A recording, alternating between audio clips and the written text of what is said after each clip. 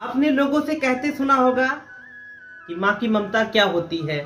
माँ की ममता के बारे में, माँ की ममता क्या होती है वास्तव में, इसे हम लफ्जों में, शब्दों में बयान नहीं कर सकते। वास्तव में माँ नाम ही बहुत बड़ा होता है, बहुत ऊंचा होता है। बहुत खुशनसीब होते हैं जिनको माँ मिलती हैं। माँ तो सबको मिलती हैं, लेकिन वास्तव में खुशनसीब वो होते हैं जिनकी माँ उनका साथ देती हैं और अच्छे समय तक और लंबे समय तक उनके साथ रहती हैं। अर्थात मेरे कहने का मतलब सीधा ये है, ऐसे बच्चे और ऐसे व्यक्ति बहुत खुशनसीब होते हैं जिनकी माएँ उनके साथ रहती हैं और उनके कार्यों में अपना सहयोग देती हैं, उनके ऊपर अपना आशीर्वाद बनाए रहती हैं। अब मैं देर न करते हुए सीधे कहानी पे आता हूँ। आज की जो कहानी है एक बूढ़ी माँ की है। हो सकता है ये कहानी सुनाते हुए मेरे आंखों में आंसू आ जाए, लेकिन इसके लिए मैं क्षमा मांगता हूँ आप लोगों से। पहले ही देर न करते कहानी पे आ ही जाता हूँ। आज की जो कहानी है, कहानी शुरू होती यहाँ से। एक मेडिकल स्टोर का मालिक रहता है, दवाइयों का व्यापारी रहता है। उसकी बड़ी सी दवाई की दुकान रहती है, स्टोर रहता है। उसके यहाँ करीबन 6-7 नौकर रहते थे और वो मालिक, आए दिन उसके यहाँ क्या होता था, भीड़ रहती थी। उसकी दुकान बड़ी होने के कारण लोगों को आसानी से सारी दवाइयाँ मिल जाती थी। होता क्या है, जहाँ पे एक छत के नीचे सारी चीज़ें मिल जाती हैं, लोग वहाँ ही जाना उचित समझते हैं। तो इस वजह से उसके यहाँ भीड़ लगा करती थी। उस दिन भी भीड़ लगी थी, लोगों को दवाइयाँ दी जा रही थी, नौकर भी दे रहे थे, मालिक भी दे रहे थे। करीबन चलता रहा, समय बीतता रहा। जो दुकान का मालिक था, वहाँ का ओनर था, उसकी नज़र रोड उस पार, इस पार दुकान थी, उस पार नज़र पड़ी तो एक बूढ़ी औरत खड़ी थी। और वो पता नहीं क्या था, वो जो दुकान मालिक था उसी को बार बार देख रहा था। वो औरत भी वहाँ पे खड़ी होकर उस दुकान के तरफ, उन मेडिकल शॉप के तरफ ही देख रही थी। उसकी नज़र कहीं अलग हट ही नहीं रही थी। 1 घंटा बीत जाता है, कस्टमर ज़्यादा रहते हैं, निपटाते निपटाते फिर कस्टमर कम हो जाते हैं। जो दुकान का मालिक होता है वो बोलता है अपने नौकर से, जो वहाँ के वर्कर रहते हैं, कि आप लोग देखो कस्टमर को, मैं अभी आता हूँ। इतना बोल के जो दुकान का ओनर रहता है वो रोड उस पार चला जाता है बूढ़ी माँ के पास। उनसे पूछता है, माता जी आपको कोई दवा चाहिए?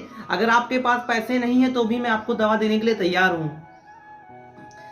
जब ये शब्द वो महिला सुनती है, जो बुजुर्ग रहती है, बूढ़ी रहती है, वो बोलती, नहीं बेटा, मेरे पास पैसे हैं, पैसे की कोई कमी नहीं है। इतना कह के ही उसकी आंखों में, जो बूढ़ी माँ रहती है उनके आंखों में आंसू आ जाता है कि बेटा, मेरे बेटा, बहू और उनके 2 छोटे छोटे बच्चे हैं, इस बार गर्मी की छुट्टी में वो आ नहीं पाएंगे। वो बोल रहे हैं उन्हें घूमने कहीं जाना है, बॉम्बे, मुंबई वगैरह वगैरह बोल लेते। हमें तो समझ ही नहीं आया, इन बड़े शहरों का नाम ही हम भूल जाया करते हैं। माता जी के मुंह से निकला और आंखों से आंसू बंद ही नहीं हो रहा था। जो दुकान मालिक था उसके सामने, माता जी के सामने बोलने के लिए कोई शब्द ही नहीं बचे थे। वो चुपचाप वहीं खड़ा था और उसके मन में क्या पता नहीं क्या आ रहा था। उसको लग रहा था उसके पैरों के नीचे से जो जमीन होती है वो खिसक जाती है। वो फिर किसी तरीके से माता जी को चुप करा के और बोलता है, माता जी दवा दवा आपको कौन सी चाहिए? दवा आपको कौन सी चाहिए? तो वो जो माता जी रहती हैं वो बोलती हैं, हाँ बेटा, मैं तो इन सब चक्कर में दवा, अपने आंखों के आंसू को पूछते हुए बोलती हैं कि मैं दवा के बारे में तो भूल ही गई आपको बताना। बेटा, आपके दुकान पे कोई ऐसी दवाई है जो मुझे भुला दे, कि मेरे बेटे बहू हैं उनकी मुझे याद ना आए?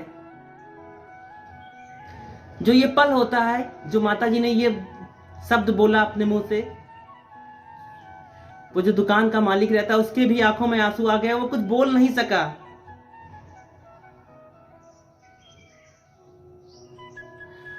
और वो जो दुकान का मालिक रहता है उसको माता जी को जवाब देना ही था। उन्होंने जवाब दिया कि माता जी, अगर कोई बीमारी होती तो मैं उसकी दवा दे सकता था हमारी दुकान पे थी, लेकिन जो स्नेह, प्यार और अपनों की याद, इसकी दवा कहीं नहीं मिलती है माता जी। और ये दवाइयाँ मेरे पास नहीं है। मेरे पास ही क्या, ये संसार में किसी भी दवाई की दुकान या किसी भी डॉक्टर के पास नहीं है। और बहुत खुश नसीब है वो बेटा जिनकी आप माँ हो।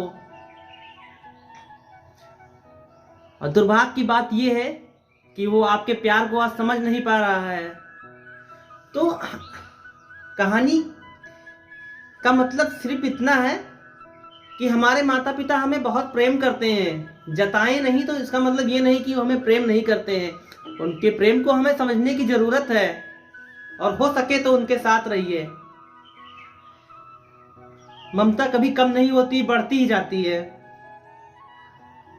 और ममता को बताया भी नहीं जा सकता, शब्द भी नहीं है मेरे पास कि मैं ममता को बता पाऊं। मैं इतना इस लायक भी नहीं हूं कि एक माँ के ममता को लोगों के सामने रख पाऊं। माँ की ममता के बारे में सिर्फ माँ बता सकती है, माँ उसको निभा सकती है, माँ उसको पूरी तरीके से कर सकती है। इसलिए हमें और आपको ममता को बताने का कोई हक भी नहीं है। इसलिए बस मेरे कहने का सिर्फ मतलब इतना है कि अगर आपके जीवन में भी आपकी माँ है, आपके पिताजी हैं, तो उनको वैल्यू देना सीखें, उनके साथ रहे क्योंकि उन्होंने आपकी सारी ख्वाहिशें पूरी की, तभी आप इस लायक हो। तो अब आपका नंबर है, आप भी उनके लिए कुछ अच्छा करो, उनकी सारी ख्वाहिशें पूरी करो जो अब बची हैं, क्योंकि आप उनके बेटे हो, आप उनकी बहू हो, आप उनकी बेटी हो।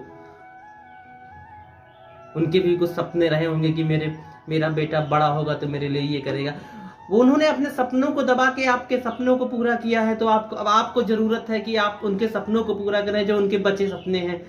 और मैं इतना बता भी सकता हूँ, हर माता पिता के सपने कोई बड़े नहीं होते, बहुत छोटे होते। उन्हें खुशियां चाहिए, आपका साथ चाहिए, आपका प्यार चाहिए, उन्हें और कुछ नहीं चाहिए। इसलिए खुशियां, प्यार और आपका साथ, इसके लिए कोई पैसे नहीं लगते हैं। इसलिए इसको देना शुरू करिए अभी से।